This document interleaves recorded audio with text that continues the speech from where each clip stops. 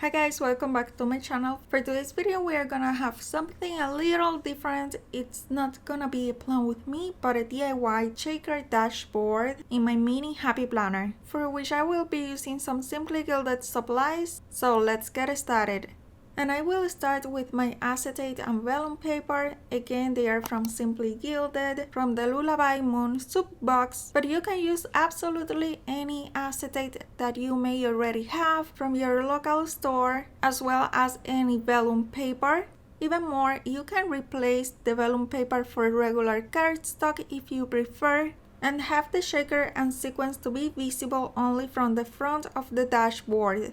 Anyhow, I love these ones from Simply Gilded, so this is what I will be using today. And you can find the link to her store in the description of my video. And this acetate and vellum paper happens to be exactly the same height as the mini happy planner, which is 7 inches tall. So I just had to cut it down in width to be about 4 5/8 of an inch. I personally do not like how sharp the corners of the acetate are after you cut it down, so I just went in with my scissors and snipped just the very tip of the corners. I'm not even trying to round them, I'm just trying to make them less sharp so that I don't hurt myself when using it. Now I am using a mini happy planner page, a grid refill paper in specific. First of all, to make sure that I cut down my acetate to the correct size, but also to be able to align my vellum paper on top of it, since I can see through the acetate, and that way I can make sure that I do not place down my vellum paper crooked on top of my acetate.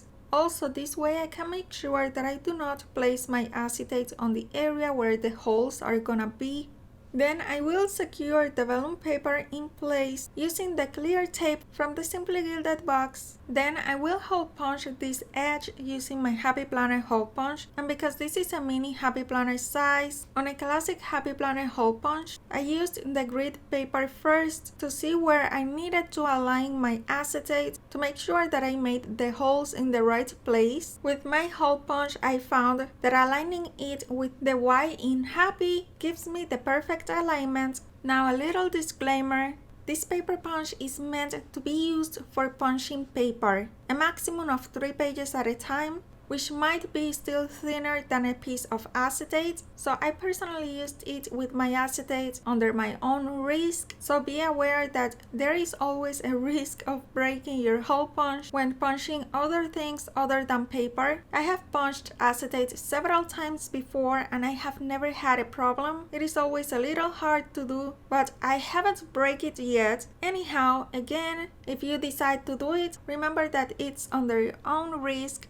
And once I've got that done, I will seal 2 other sides and leave one open to be able to get my sequins in there. And those sequins also came with the Simply Gilded soup box. Then once I was happy with the amount of sequins, I went ahead and I sealed that last side. Now I am not entirely sure of what my mistake was in here. I used the clear tape that came in the soup box, thinking that it was strong enough, and at the end it seemed like it wasn't. Anyhow, it could have been my mistake. Maybe it is the way I sticked it down. Maybe I should have used a bigger piece of vellum paper and bring it all the way to the edges to be able to place the clear tape folded from the front to the back. But the reason why I didn't do that is because then I was gonna have the holes punched through the vellum paper and all of my sequins were going to escape through there, which is why I did it this way. And I don't know how well you can see in the video,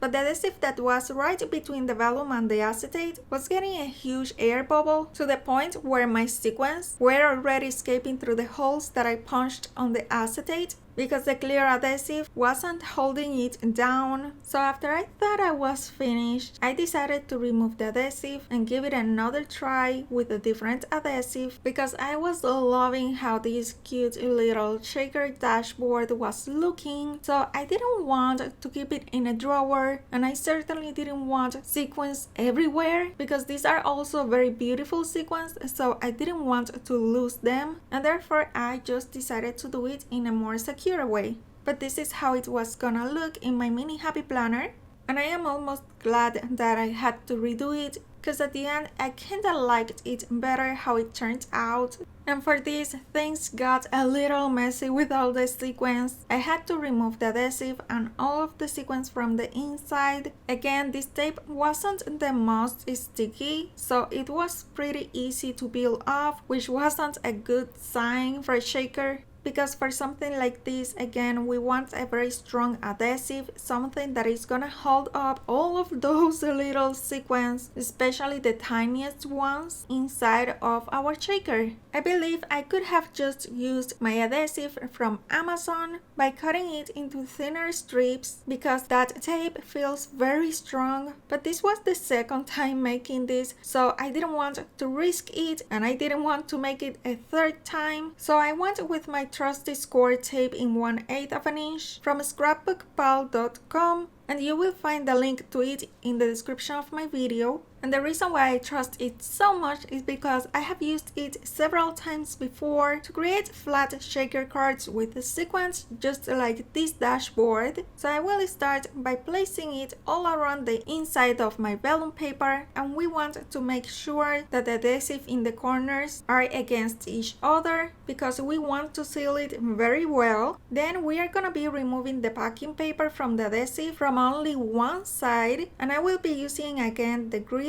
page from the Happy Planner, but you can use anything else to align your vellum paper and your acetate, like a grid mat or a ruler.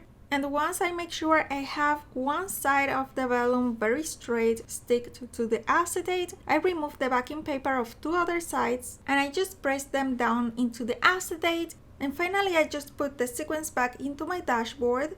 And I am really sorry that that part got cut out, but again, it is pretty much just the same process that we did the first time, only with the score tape this time around. But in here you can see that we can still see that score tape through the vellum and through the acetate, so I will want to cover it up, for which of course I'm just gonna use some pretty washi tape, also from the Simply Gilded box. And I chose one of the 5mm washi rolls from the add-on, but you can use any thickness of washi tape that you may already have in your collection. And I simply placed it against the edge of the vellum paper, and that gave me the most beautiful frame for my shaker, but also the most perfect way to cover up that tape. So again, at the end I was kind of glad that I had to do it in this way because I wasn't planning on adding the washi tape, and I really like how it turned out. And as you can see, I am cutting the corners of the washi tape into a diagonal to make it look a little more neat and nice.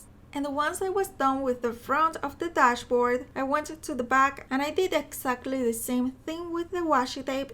As you have seen, I started with the ruler ripping the washi tape, but at the end it was just as easy or maybe even easier with the scissors, so I finished them all with my scissors.